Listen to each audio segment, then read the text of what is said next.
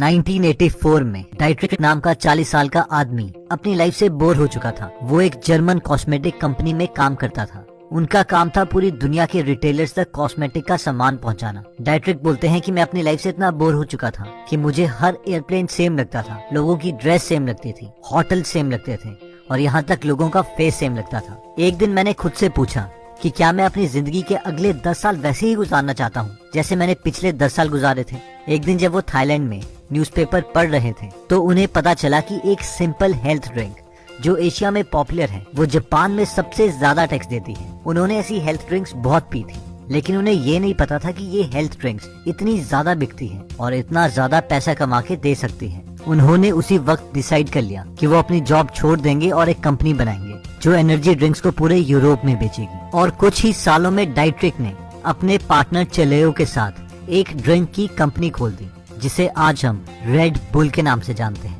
10 साल के अंदर रेड बुल यूके, जर्मनी और यूनाइटेड स्टेट्स की मार्केट में पेनिट्रेट कर गई। आज रेड बुल सिर्फ एक ड्रिंक कंपनी नहीं है, ये एक मीडिया कंपनी है और फॉर्मूला 1 की फ्रेंचाइजी भी है। अब जब हम ऐसी स्टोरी सुनते हैं तो हमें लगता है कि यार ये लोग तो बहुत लकी थे, लेकिन ऑथर बोलते हैं कि ये लोग लकी नहीं थे। इन लोगों में ऐसी 5 साइकोलॉजिकल हैबिट्स होती हैं जो एक कॉमन इंसान में नहीं होती, जिसमें सबसे पहली हैबिट आती है एम्पैथेटिक इमेजिनेशन। एम्पैथेटिक इमेजिनेशन का मतलब है कि हमारे पास 2 क्वालिटीज हैं। 1, अपनी इंट्यूशन से समझना कि लोगों को क्या चाहिए, और 2, लॉजिकली इस चीज को समझना कि आप इस अपॉर्चुनिटी से कितने पैसे कमा सकते हो।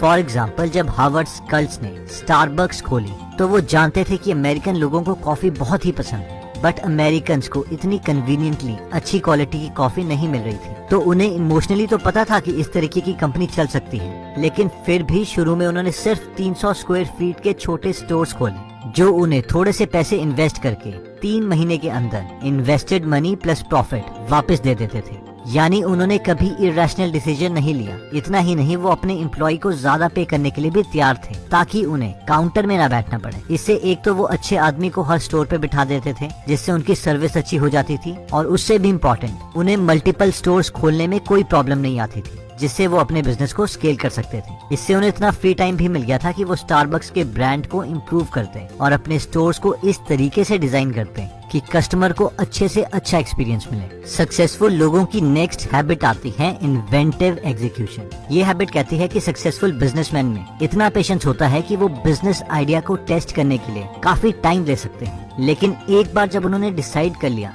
कि उन्हें काम करना है तो फिर वो एग्जीक्यूशन मोड में आ जाते हैं और बहुत जल्दी हर स्टेप को एग्जीक्यूट करते रहते हैं। जो मैनसेटो ने एक कंपनी खोली, मॉर्निंग स्टार कंपनी का काम था म्यूचुअल फंड्स के बारे में इन्वेस्टर्स और कॉमन आदमी को जानकारी देना और हर म्यूचुअल फंड को एक रेटिंग देना। लेकिन जो ने मॉर्निंग स्टार को खोलने का डिसीजन बहुत जल्दी नहीं लिया था। मॉर्निंग स्टार को खोलने से पहले जो एक एक्टिव इन्वेस्टर थे, 1980s में म्यूचुअल फंड नए नए आए थे। उस वक्त जो हर टाइप के म्यूचुअल फंड की डिस्क्रिप्शन को बहुत ध्यान से एनालाइज करते थे। उस वक्त उन्होंने सोचा कि काश कोई इन सब म्यूचुअल फंड्स को एनालाइज करके सिंपल शब्दों में एक्सप्लेन कर दें। तब उन्हें आइडिया आया कि वो खुद इसे कर सकते हैं क्योंकि इन्वेस्टिंग में उन्हें वैसे भी बहुत नॉलेज है। लेकिन इसके बावजूद उन्होंने एकदम कंपनी नहीं खोली। वो इसके बारे में श्योरिटी चाहते थे कि म्यूचुअल फंड्स मार्केट में काफी दिनों तक चलेगा या नहीं, और 18 महीने तक वो म्यूचुअल फंड की ग्रोथ को और मार्केट को ऑब्जर्व करते रहे। और 18 महीने के बाद जब उन्हें कंफर्म हो गया कि हाँ, म्यूचुअल फंड्स की मार्केट बड़ी है, तब उन्होंने मॉर्निंग स्टार में म्यूचुअल फंड्स के बारे में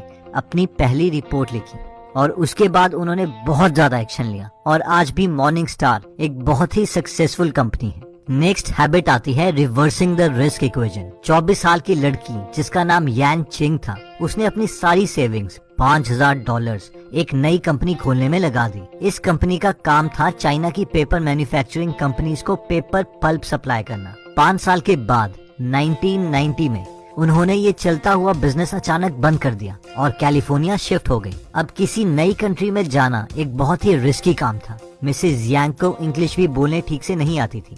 कोई उन्हें उस नए देश में जानता भी नहीं था। इन शॉर्ट, कोई भी इंसान जो उन्हें इनके इस पीरियड में ऑब्जर्व कर रहा होगा वो उन्हें बेवकूफी बोलेगा। लेकिन 10 साल के अंदर उनकी नई कंपनी जिसका नाम अमेरिका चंक था, अमेरिका की लीडिंग पेपर एक्सपोर्टर कंपनी बन गई। और ये तो सिर्फ शुरुआत थी। ऑथर बोलते हैं कि बहुत सारे ऑब्जर्वर्स मिसेस चंक को एक बहुत बड़ा रिस्क टेकर मानेंगे और बोलेंगे कि यार ये तो लकी रह गई। लेकिन मिसेस चंक बोलती है कि मैंने कभी भी एक एवरेज इंसान से ज्यादा रिस्क नहीं लिया, मैंने हमेशा कैलकुलेटेड रिस्क लिया है और मेरी नई कंपनी मेरे छोटे छोटे कैलकुलेटेड रिस्क का ही नतीजा है। नेक्स्ट हैबिट आती है पेशेंस अर्जेंसी। ये हैबिट कहती है कि एक सक्सेसफुल एंटरप्रेन्योर में दोनों क्वालिटीज होती हैं। वो बहुत पेशेंस भी रखता है और साथ में उसे बहुत जल्दी भी रहती है। आइए इस कॉन्सेप्ट को थोड़ा डिटेल में समझ लेते हैं। ग्रुपॉन कंपनी जिसकी आज मार्केट वैल्यूएशन 6.4 बिलियन डॉलर्स है, इसके फाउंडर एरिक लेफ्कोफ्स्की में ये क्वालिटी देखी जा सकती है। लेफ्कोफ्स्की बोलते हैं कि मुझे लगता है कि बायोटेक और लाइफ साइंस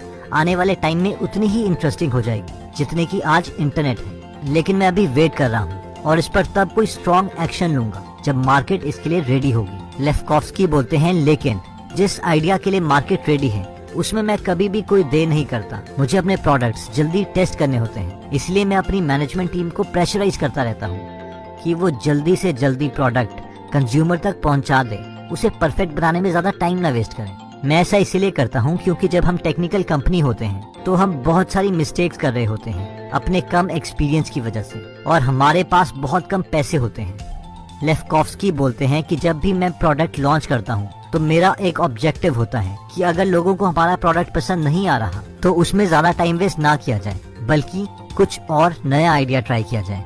नेक्स्ट हैबिट कहती है प्रोड्यूसर परफॉर्मर पेयर। ये पॉइंट कहता है कि एक बिजनेस बनाना और एक बिजनेस का काम करना दो डिफरेंट बातें हैं और हमें इसके लिए दो डिफरेंट लोग चाहिए जिन्हें ऑथर परफॉर्मर और प्रोड्यूसर कहते हैं। परफॉर्मर वो इंसान होता है जो बिजनेस का टेक्निकल काम करता है और प्रोड्यूसर वो इंसान होता है जो बिजनेस बनाता है। फॉर एग्जाम्पल डिजोरिया को बिजनेस बनाना आता था जबकि मिचेल को हेयर सैलून का काम आता था। यानी डिजोरिया प्रोड्यूसर थे और मिचेल एक परफॉर्मर। लेकिन दोनों की लाइफ में मुश्किलें ही रही जब तक ये दोनों साथ नहीं मिले। डिजोरिया सेल्स और मार्केटिंग में एक्सपर्ट थे, लेकिन उन्हें फिर भी 3 कंपनीज ने जॉब से निकाल दिया। एक कंपनी जिसका नाम ट्राइकोलॉजी था, उसने डिजोरिया को इसलिए निकाला क्योंकि डिजोरिया की सेल्स कमीशन से डिजोरिया को उस कंपनी के ओनर से ज्यादा पैसे मिलने लगे थे, जिसकी वजह से उस कंपनी के मालिक ने उसे गुस्से में निकाल दिया। जबकि मिचेल ने एक नई कंपनी खोलने के चक्कर में खुद ही जॉब छोड़ दी। उन्होंने ऐसा इसीलिए किया क्योंकि एक इन्वेस्टर ने उन्हें कहा था कि वो उनके नए स्टार्टअप के लिए उन्हें $5 लाख देगा। लेकिन जैसे ही मिचेल ने जॉब छोड़ी, इन्वेस्टर ने पैसे देने से मना कर दिया। 1980s में ये दोनों जॉबलेस हो चुके थे, लेकिन जब दोनों एक पार्टी में मिले तो ये दोनों एक दूसरे से काफी इम्प्रेस हो गए। दोनों ने नई कंपनी खोलने का फैसला किया। दोनों ने डिसाइड किया कि मिचेल एक नया सैलून का प्रोडक्ट बनाएंगे और सिर्फ प्रोडक्ट पर ही कॉन्सेंट्रेट करेंगे, जबकि डिजोरिया प्रोडक्ट की सेल्स और मार्केटिंग में ध्यान देंगे। और ऐसा ही हुआ। मिचेल ने एक high quality single wash shampoo बनाया जिसमें कंडीशनर लगाने की जरूरत नहीं पड़ती थी और जिसकी मदद से सैलून वालों का टाइम और पैसे दोनों बचेंगे। जबकि डिजोरिया ने नए नए सैलून में जाके अपना प्रोडक्ट और बिजनेस मॉडल एक्सप्लेन करना स्टार्ट कर दिया। वो सेल्स और मार्केटिंग में तो पहले से ही एक्सपर्ट थे, इसलिए उन्होंने मैक्सिमम सैलून वालों को कन्विंस कर दिया उनका नया प्रोडक्ट ट्राई करने के लिए, जिसकी वजह से उन्हें जल्दी ऑर्डर्स मिलने लग गए। और ऐसे एक प्रोड्यूसर और परफॉर्मर के कॉम्बिनेशन से एक सक्सेसफुल बिजनेस स्टार्ट हो गया। तो दोस्तों, इस वीडियो में हमने अमीर लोगों की 5 आदतों के बारे में देखा, जिसमें पहली आदत थी एम्पैथेटिक इमेजिनेशन, जिसका मतलब है कि हमारे पास 2 क्वालिटीज होनी चाहिए। 1, अपनी इंट्यूशन से समझना कि लोगों को क्या चाहिए, और 2, लॉजिकली इस चीज को समझना कि आप इस अपॉर्चुनिटी से कितने पैसे कमा सकते हो। सेकंड हैबिट थी इन्वेंटिव एग्जीक्यूशन, यानी एग्जीक्यूशन, एक्शन तो इम्पोर्टेंट है ही, लेकिन इसके साथ अपनी क्रिएटिविटी और इमेजिनेशन भी यूज करो। थर्ड हैबिट कहती है रिवर्सिंग द रिस्क इक्वेशन, यानी लोगों को ऐसा लगता है कि बिजनेसमैन बहुत ज्यादा रिस्क लेते हैं या फिर बहुत ज्यादा लकी होते हैं, लेकिन बिजनेसमैन बहुत ही सोच समझकर कैलकुलेटिव रिस्क लेते हैं, और हाँ, एक्शन भी वो बहुत ज्यादा लेते हैं और इसीलिए वो सक्सेसफुल होते हैं। फोर्थ हैबिट कहती है पेशेंस अर्जेंसी, यानी सक्सेसफुल बिजनेसमैन मार्केट को उनके आइडियाज के लिए रेडी होने तक बहुत ज्यादा पेशेंस दिखाता है, लेकिन जैसे ही मार्केट उस आइडिया के लिए रेडी हो जाती है तो वो जल्दी कोई ना कोई प्रोडक्ट लॉन्च करके मार्केट को टेस्ट करता है, और अगर उनका आइडिया पब्लिक के साथ रेजोनेट ना करे तो वो उसे चेंज करने की कोशिश करते हैं। फाइनली हमने 5th हैबिट देखी थी प्रोड्यूसर परफॉर्मर पेयर, ये हैबिट कहती है कि एक बिजनेस बनाना और एक बिजनेस का काम करना दो डिफरेंट बातें हैं। इसके लिए दो डिफरेंट लोग चाहिए जिन्हें परफॉर्मर और प्रोड्यूसर कहा जाता है। परफॉर्मर वो इंसान होता है जो बिजनेस का टेक्निकल काम करता है, जबकि प्रोड्यूसर वो इंसान होता है जो बिजनेस बनाता है। दोस्तों, इसी कॉन्सेप्ट